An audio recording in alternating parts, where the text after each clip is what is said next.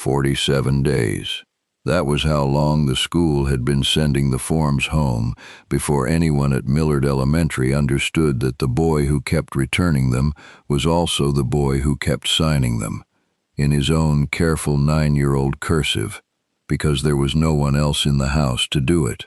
47 days, and the signature line read Eli Cutler in the same round. Deliberate letters every time. The E leaning slightly left, the way a child leans into wind.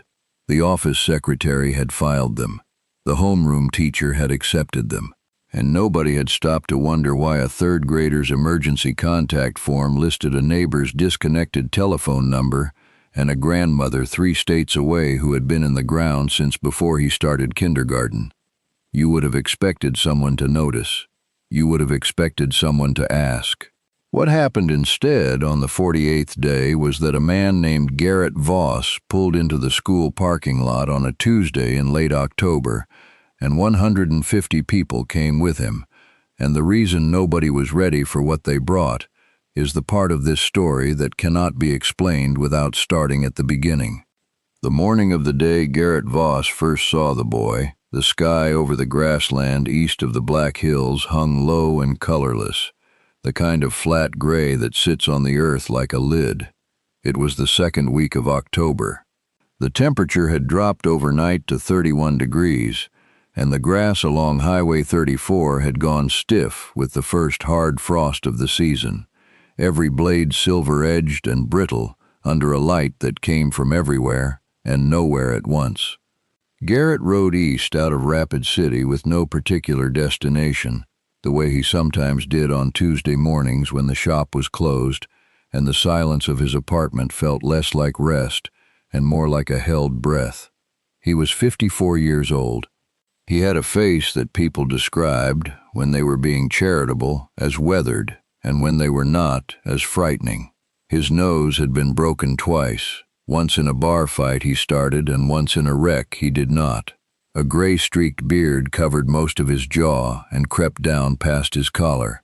He stood 6'2" and carried 230 pounds distributed across shoulders that had spent 30 years bending over engines in a shop he owned outright on the edge of town. His hands were the hands of a man who had never found a solvent strong enough to clean the grease from under his nails, and he had long since stopped trying. He wore a cut with the Northgate Rider's rocker across the back, no office patches, no rank insignia, because he had held every office the club had to offer and given them all back when he hit 50, telling the younger men it was time to let someone else carry the weight. They let him give back the title. They did not let him give back the respect. He had been riding these roads for 22 years, long enough to know every frost heave and shoulder drop between Rapid City and the Wyoming line. And on a morning like this one, he rode not fast but steady, the way a person moves when they are trying to outpace something that has no legs. He had almost made it to the Harmon Creek overpass when he saw the child standing at the edge of the school bus stop alone. The boy was small for 9, which Garrett did not know yet. He was wearing a jacket that was correct for September and wrong for October, a thin canvas shell the color of dried mustard, unzipped because the zipper pull was missing. He wore no gloves. He had a backpack that was too big for him, the kind sold in bulk at discount stores, its bottom seam beginning to separate, and he was holding a manila envelope in both hands pressed flat against his chest, the way you hold something you are afraid of losing. He was not crying. He was not moving. He was simply standing at the edge of the gravel pull-off, staring at the road in 31-degree air without a bus in sight. Garrett slowed, then he stopped. The boy looked at him the way children look at things they have been told to be careful of, which is to say directly, with more assessment in his eyes than fear. Garrett pulled his bike onto the shoulder, killed the engine, and sat for a moment in the silence that followed, which was filled immediately by wind coming off the grassland with a sound like something being torn slowly in half. He swung off the bike. He did not approach quickly. He had learned long ago that his size moved through a room before he did, announced him in ways he could not control. and so he had developed a way of making himself smaller in threshold moments. A slight drop of the shoulders, hands open at his sides, pace reduced to something closer to a drift. He stopped about 6 feet from the boy and crouched down on his heels so that his eyes were level with the child's. "Bus coming?" he said. The boy shook his head once. "You waiting for someone?" The boy looked down at the envelope in his hands. He held it a little tighter. "I have to get these to the office," he said. "They're due today." Garrett looked at the envelope. He looked at the boy's bare hands, already reddening in the cold. He looked at the zipper pull that was not there. "Where's your bus?" he said. The boy said, "I don't know. It didn't come." He said it the way someone reports a fact that is inconvenient but not surprising. The way a person reads a weather forecast they already expected. Garrett looked up the road in both directions. Nothing. He looked back at the child. "How long you been out here?" The boy thought about it with genuine seriousness. "Since before it got light," he said.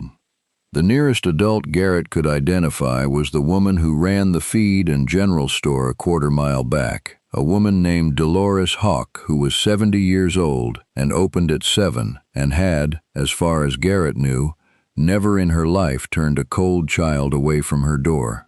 He offered the boy a ride to the store. The boy said no. He said it quietly and without any drama, but with a firmness that was so complete it was almost structural, as if the refusal were load-bearing. Garrett asked why. The boy looked at the envelope. "I have to get these to the office," he said again. "They're due today." Garrett asked what was in the envelope. The boy said, "Forms." He said it without elaboration. Garrett studied the child's face, the set of his jaw, the way his eyes kept sliding back to the road in the direction of the school, as if he were calculating something. "You walk it before?" Garrett said. The boy nodded. "It's 4 miles, Garrett said. He had ridden that stretch every other week for 22 years. He knew it to the 10th. The boy said, "I know," and then he added, almost to himself, "But they're due today." Garrett stood up slowly. He looked at the road. He looked at the sky. He put his hands in his jacket pockets and stood there for a moment in the cold that both of them were feeling, though one of them would not say so. "All right," he said. "I'll take you."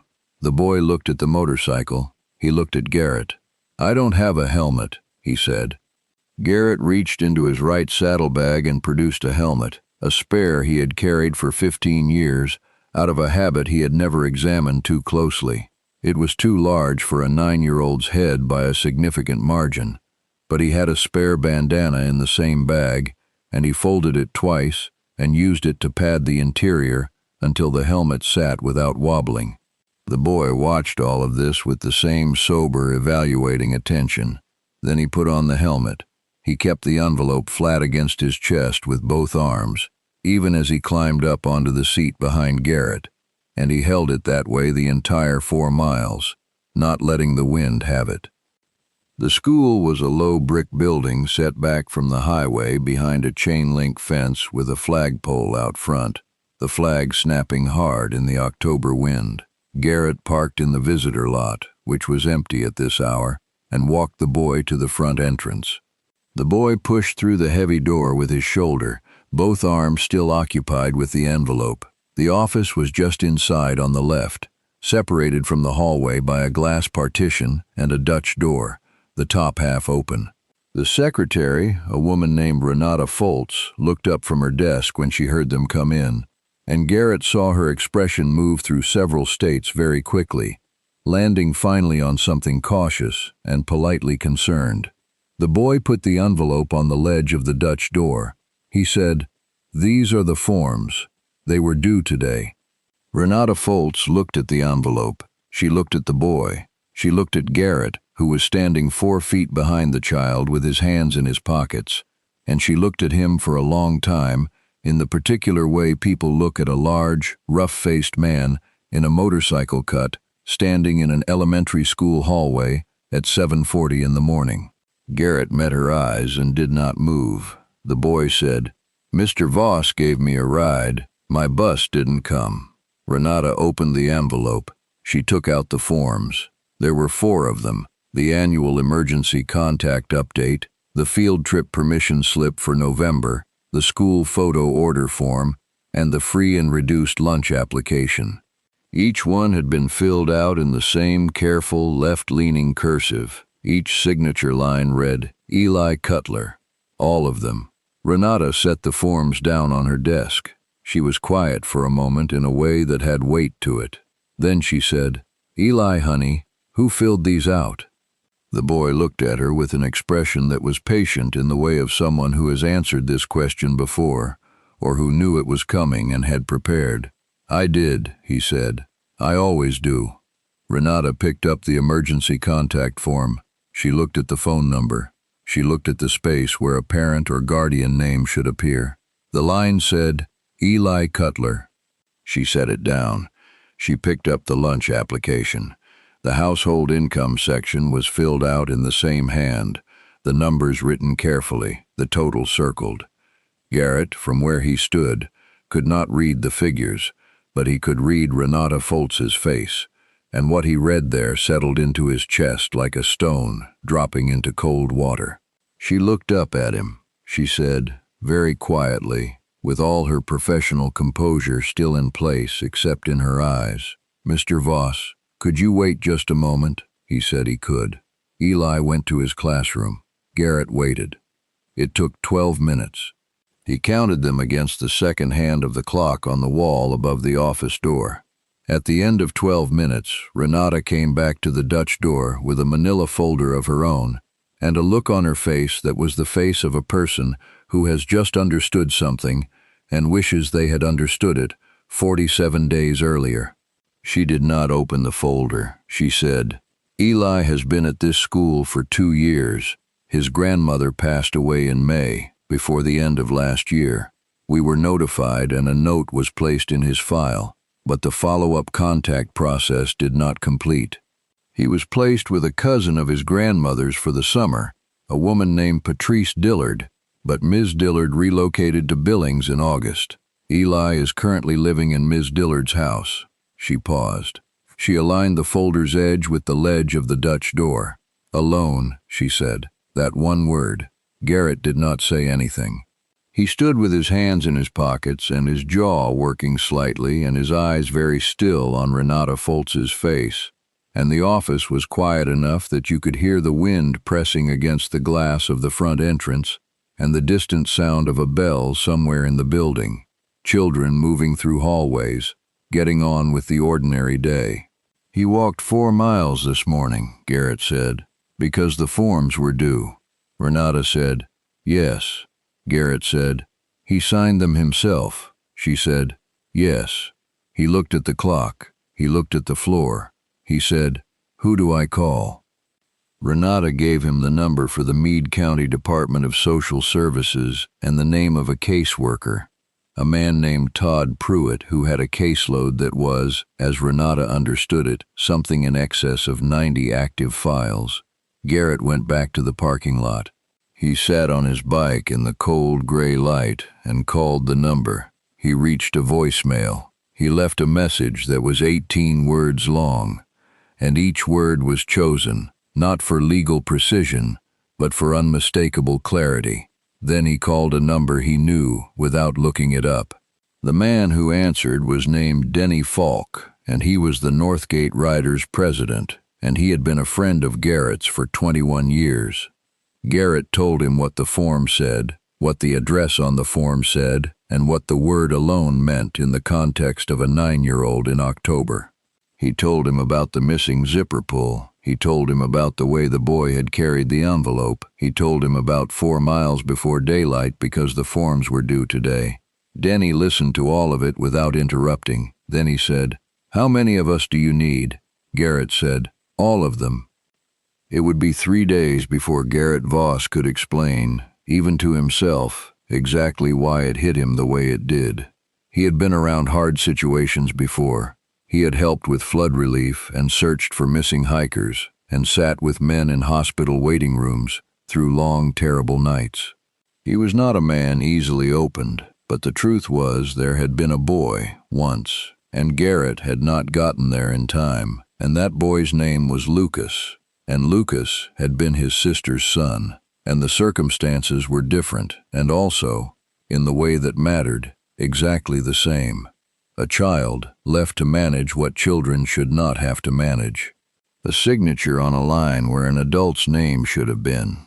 Garrett had carried that for 11 years, and it sat in him not as a wound that ached, but as a piece of knowledge so heavy it had changed his posture over time, the way a man carries a stone long enough that he eventually stops noticing the weight, but still walks with the lean.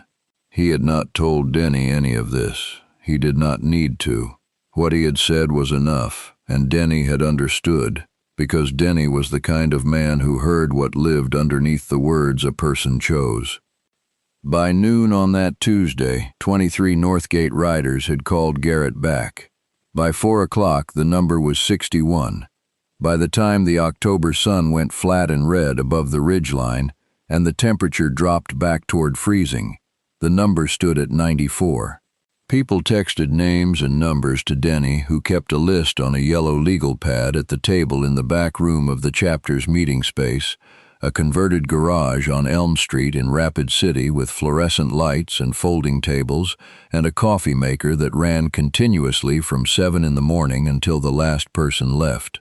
Garrett sat at that table for 6 hours. He did not eat. He drank 3 cups of coffee and answered his phone 31 times. And once, when no one was looking, put his forehead briefly on his forearms and breathed.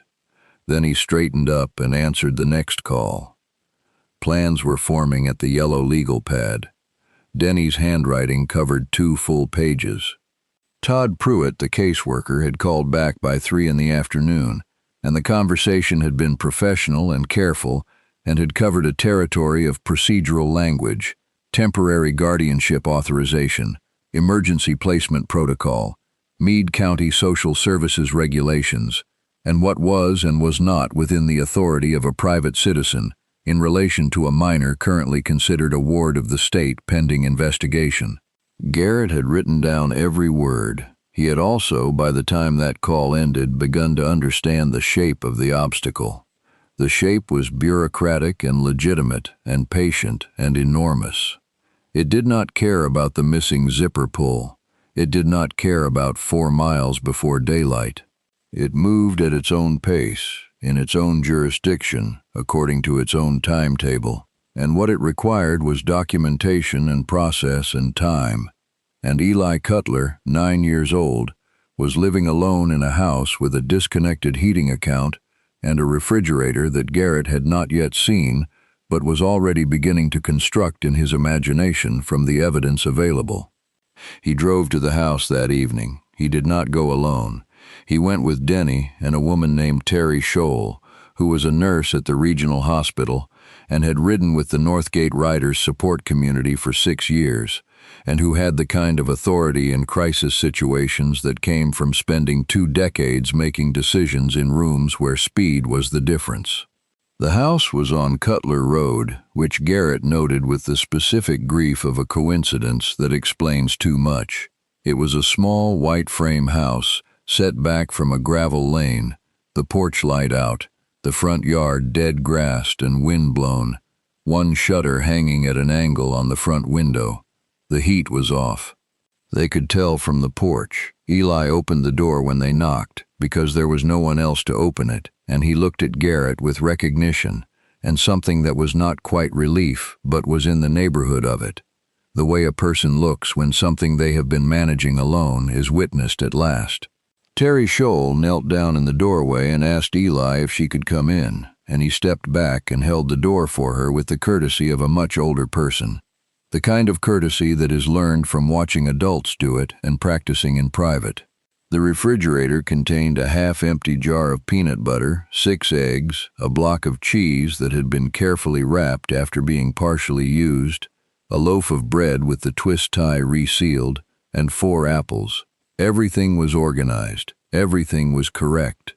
The arrangement of it was more heartbreaking than emptiness would have been, because emptiness would have been accidental, and this was not accidental. This was a child rationing, planning, maintaining order in a house that had ceased to have anyone in charge of order, and doing it with a seriousness and competence that belonged to someone 40 years older.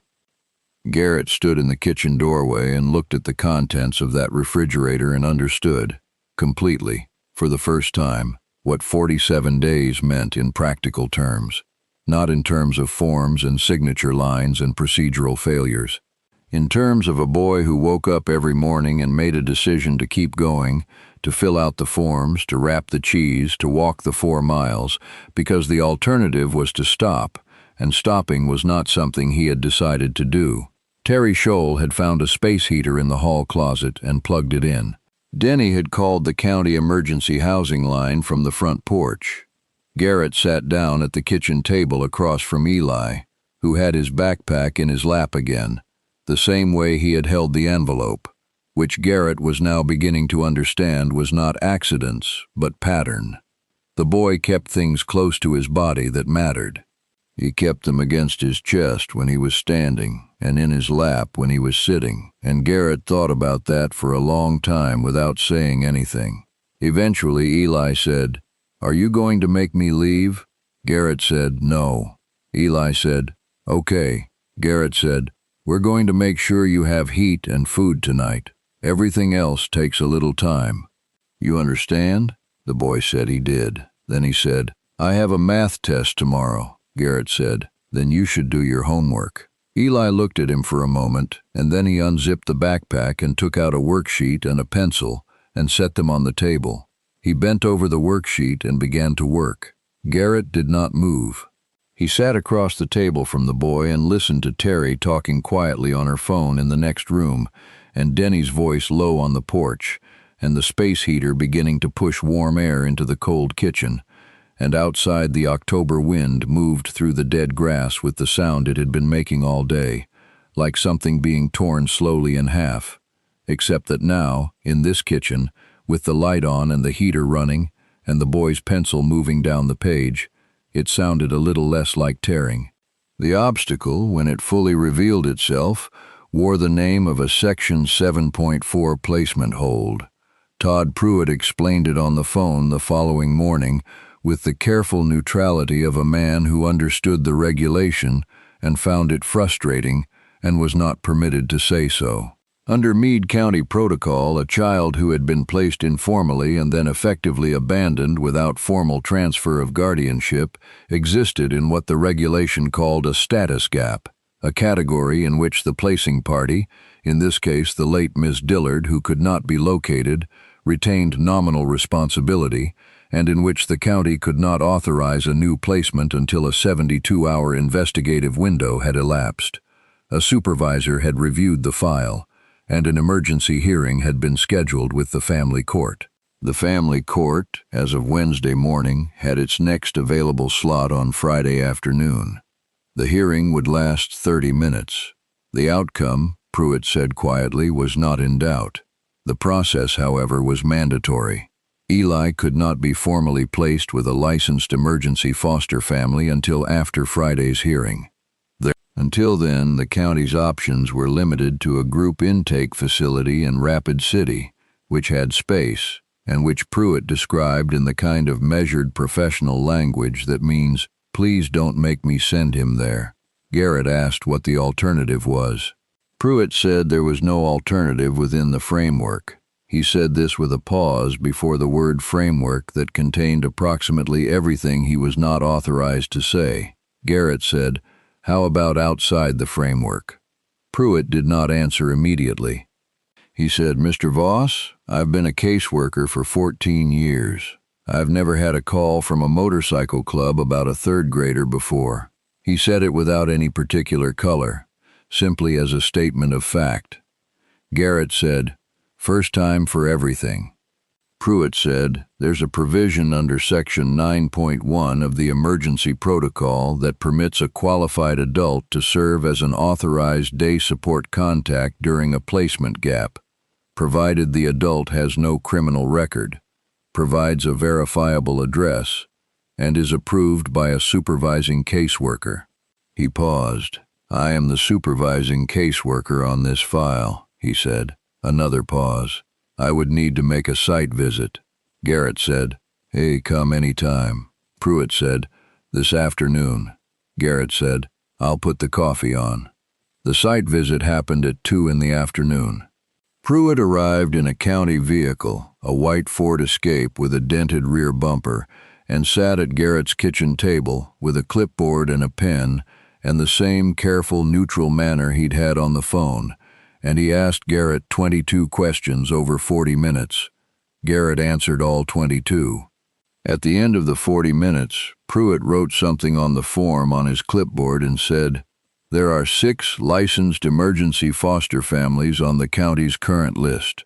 The closest one is 40 minutes from Eli's school. The second closest is in Rapid City. None of them ride. He said the last sentence without any change of expression. He signed the form. He dated it. He slid it across the table to Garrett and said, This authorizes you as day support contact for the period between now and Friday's hearing. It does not constitute guardianship. It does not obligate the county to any particular placement outcome. It means that for the next 48 hours, Eli goes to school in the morning and you pick him up in the afternoon, and you are responsible for his meals and his safety during non-school hours. He picked up the clipboard. He stood. At the door he stopped and turned around. He said, Mr. Voss. Garrett said, Garrett. Pruitt said, Garrett. There was something in the way he used the first name, a deliberate wait, a small private ceremony. The form in your hand is the system doing the best it can in the time it has, Pruitt said. What you do with the time between now and Friday is up to you. Then he left. Garrett called Denny at 10 minutes past 3. He said Friday. Denny said, Family court? Garrett said, 2 o'clock. He heard Denny pick up the yellow legal pad. He heard the pen. The number's at 112 right now, Denny said. More calling in. Garrett said, Tell them Friday. Tell them what time. Tell them to bring the bikes. Denny said, All of them? Garrett said, Every one. He thought for a moment. He said, And tell them to bring something else. He told Denny what. Denny was quiet for 3 seconds. Then he said, Yeah. The way a person says yes when they understand something completely, and it costs them something to understand it. Garrett spent Thursday with Eli. He picked him up from school at 3:15, stood outside on the pavement in front of the entrance in his cut, and watched the other parents and guardians give him the particular wide berth that large men in motorcycle cuts receive in school parking lots. He did not soften his appearance. He had tried that once, long ago, and decided it was a lie he did not want to maintain. Eli came out through the front doors with his backpack listing sideways from a broken strap that had been repaired with electrical tape, and when he saw Garrett he did not run or wave, but he walked directly toward him without hesitation, which was its own thing, and Garrett thought it was probably the most important thing he had seen in a long time. They went to the diner on Route 16, a place called the Red Hen, run by a woman named Sandra Vreeland, who had been feeding half the county for 30 years, and who set a plate of pancakes in front of Eli without being asked, and poured Garrett his coffee before he sat down, and who looked at the two of them at the corner table with an expression that she did not try to disguise, and that Garrett understood and accepted without embarrassment. Eli ate the pancakes with the focused efficiency of someone who has learned to eat when food appears. And then he asked Sandra if he could have one more, and she said yes before he finished the question. He ate that one too. Afterward, he sat with his hands folded on the table and said, "What happens on Friday?" Garrett said, "There's a hearing. A judge looks at your situation and makes decisions about what comes next." Eli said, "Will you be there?" Garrett said, "Right outside." The boy nodded. He looked at his hands. He said, "Will a lot of people be there?" Garrett put his coffee cup down. He looked at the boy's hands, small and careful on the formica. He said, "Yeah." Eli said, "Okay." That was all. They sat there while Sandra moved behind the counter, and the afternoon light came through the diner windows flat and amber, the first real autumn light of the week. and it caught the boy's hair and the steam rising from Garrett's cup and lay across the table between them, like something that had decided to stay. The Meade County Family Court occupied the ground floor of a stone building on St. Joseph Street in Rapid City that had been built in 1923 and had not been substantially altered since, with high ceilings and wooden floors that announced every step and windows that let in light from the east in the morning, and none at all by early afternoon. The Friday sky was clear and cold, a hard, brilliant blue, the first clear day after a week of gray, and the sun was low and direct from the south when the Northgate riders came in from the highway at 1:30 in the afternoon. They came in by twos, which is how the club always rode in town, two abreast, steady, no theatrics, the combined sound of them arriving from 2 blocks away like weather rolling in, like a change in pressure that the body registers before the ears do. They parked in the county lot and along St. Joseph Street and on the 2 adjacent blocks. They filled the spaces methodically, engines cutting one after another, until the silence that followed was total and new, and in that silence the number of them was visible all at once to anyone standing on the courthouse steps. 150. The count that Denny had confirmed that morning at 9, final tally on the legal pad, 150 Northgate riders, and 18 additional riders from affiliated support clubs who had heard through the network and come on their own. The total was 168, but it was the 150 that had been called for, and it was the 150 that Garrett had asked for, and so that was the number that stood. They were not loud. They filled the space around the building the way water fills a basin, quietly, completely, with a patience that had no need to announce itself. Each of them had brought what Garrett had asked Denny to tell them to bring, a piece of paper. On the paper, a name and an address and a telephone number, written clearly, and below that a single line. I am available as a point of contact for Eli Cutler, age 9, at any time. 150 pieces of paper. 150 names. Todd Pruitt was already inside. He had arrived at 1 o'clock and stood now in the corridor outside the courtroom with his clipboard and a look on his face that was not surprise exactly, but was something adjacent to it, a recalibration happening in real time.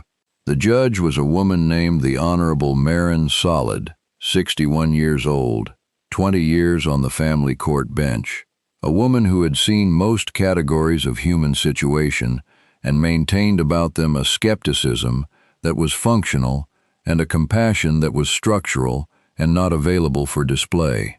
She had received the case file on Thursday. She had read the section about the forms, all 4 of them, each signed in the same hand. She had set the file on the corner of her desk and sat with it for a moment and then continued with her day, which was the only thing to do, but the file had continued to exist on the corner of her desk in a way that files sometimes do. The 30-minute hearing began at 2 o'clock with Pruitt presenting the social services summary, which he did with his usual professional compression, but when he reached the part about the forms, he stopped for one additional beat before continuing, and that beat was the most honest thing in the room. The judge's clerk, a young man named Miles, who had been on the job for 4 months, leaned over to the deputy court officer and murmured something. The deputy looked toward the window. Through the high east-facing glass you could not see the street, but you could feel the presence of 150 people standing in an October silence, and a room knows when it is being witnessed from outside, the way a person knows when they are being watched even in the dark. Judge Solid asked one question that was not in the formal record.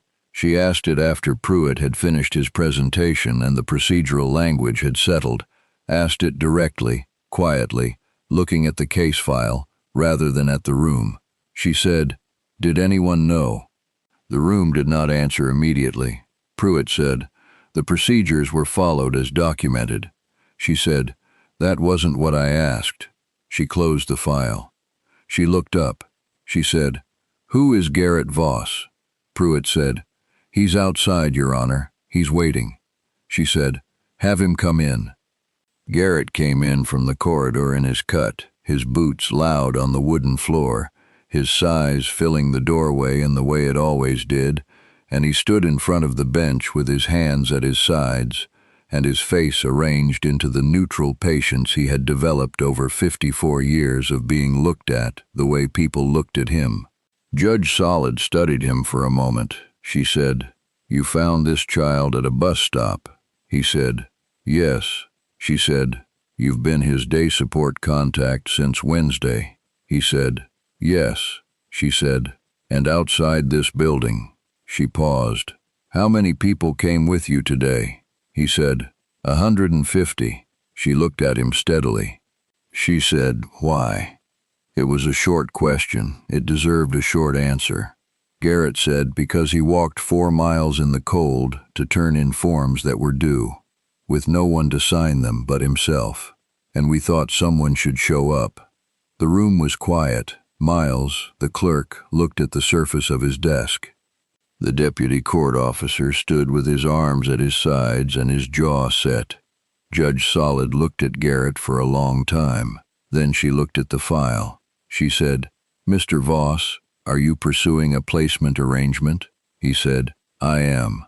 I've already filed the preliminary documentation with Mr. Pruitt. I understand there are additional steps."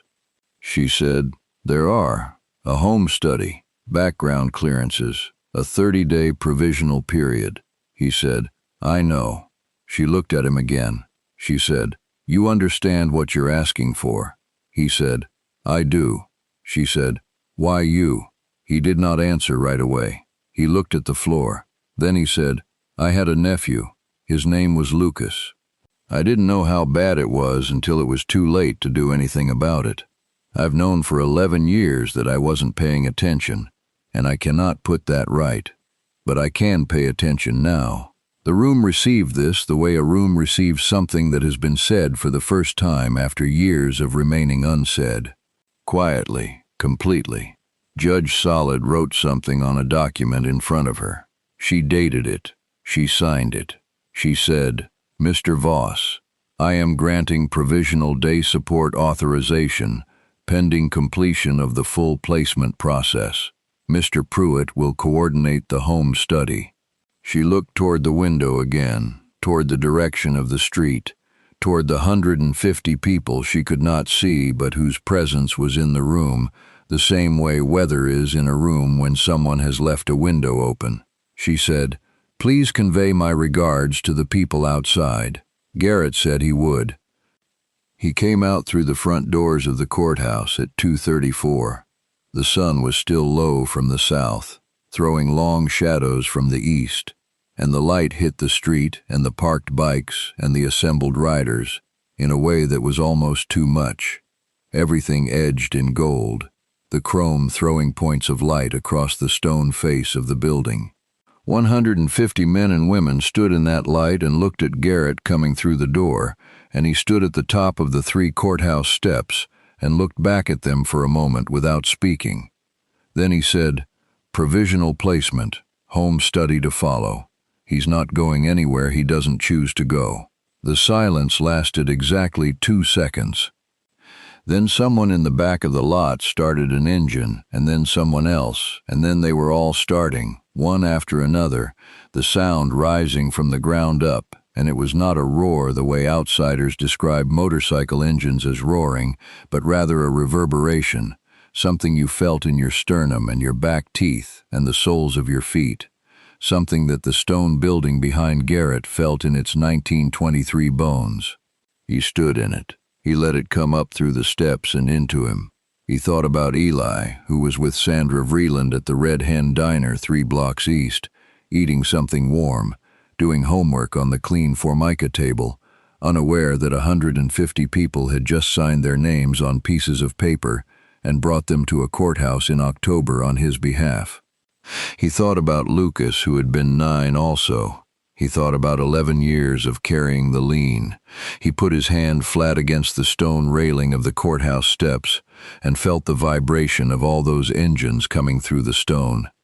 Denny appeared beside him. He said nothing. He just stood there, and Garrett stood there, and the sound continued. The home study took 19 days. It was conducted by a licensed evaluator named Cheryl Hahn, who had done 430 home studies in her career, and who arrived at Garrett's address on the first visit with a clipboard and a professional caution, and left on the third visit with the clipboard and a different expression. She noted in her report that the home was orderly, that the second bedroom had been furnished appropriately, that the applicant demonstrated awareness of the child's academic schedule, dietary needs, and emotional baseline, and that the child himself, when interviewed separately and without the applicant present, stated, and this was quoted directly in the report, "He checks that the zipper works before I leave in the morning." That line. Cheryl Hahn had been writing reports for 21 years, and she had never quoted a line like that before in a report, and she did not explain in the document why she had chosen to include it, because she judged that it did not require explanation. The placement was formalized on the 23rd of November. The Northgate Riders held a dinner at the chapter's garage on Elm Street that evening. Sandra Vreeland brought food for 120 people and refused payment. Eli sat at the end of one of the folding tables with a plate of food in front of him and looked at the room full of large, rough-faced people with their leather cuts and their road-worn hands, and he ate his dinner with the focused efficiency that Garrett had come to understand was not anxiety but gratitude, a body making certain not to miss something good. Afterward, someone produced a birthday cake because it was not anyone's birthday, but someone had wanted cake, and the whole thing had begun to feel like a celebration that needed a centerpiece. Eli blew out the candles with the seriousness of someone for whom wishes carry weight. He did not say what he wished. He did not need to. The Northgate Riders began what they called the Cutler Run the following spring, the first Saturday in April, an annual ride that started at the school bus stop on Highway 34 and ended at the courthouse on St. Joseph Street, a route of 17 miles. The first year, 63 riders turned out. The second year, the number was 91. By the fifth year, the run had a waiting list. The school, beginning in Eli's fourth grade year, established a guardian verification protocol, a bi-weekly check that confirmed every student's emergency contact information was current and reachable. The protocol was named informally after no one in particular, which is the way the people who built it wanted it. A photograph was framed and hung in the hallway outside the main office of Millard Elementary, taken the day of the courthouse gathering, shot from the steps looking out across the county lot at 150 riders standing in October light. Eli passed it every day. Garrett's cut was visible in the photo, second from the right on the top step, his hand on the stone railing, his face turned slightly toward something outside the frame. By the time Eli was 12, he had stopped really seeing the photograph the way you stop seeing things that have been in the same place long enough to become part of the architecture. But on one afternoon in his second year of middle school, he stopped in front of it on his way to the exit and looked at it for a long time, at the 150 people standing in the gold October light, and then at the man on the steps. He stood there long enough that a teacher passing behind him said, "You okay, Eli?" And Eli said, "Yeah," and kept looking. He was trying to count them all. He could not quite get to 150 because the ones in the back were small and the light was not quite right, but he could see enough of them to understand the number and what the number meant and why it was the number it was and not some other, smaller number. He picked up his backpack, checked the zipper, and walked out into the afternoon. There is a kind of love that does not announce itself and does not need to, that shows up in numbers and in signed pieces of paper and in a hand pressed flat against cold stone, and the only way you know it by its right name is when you have needed it and found it there, the thunder of engines rising through the ground beneath your feet, carrying you forward into whatever comes next.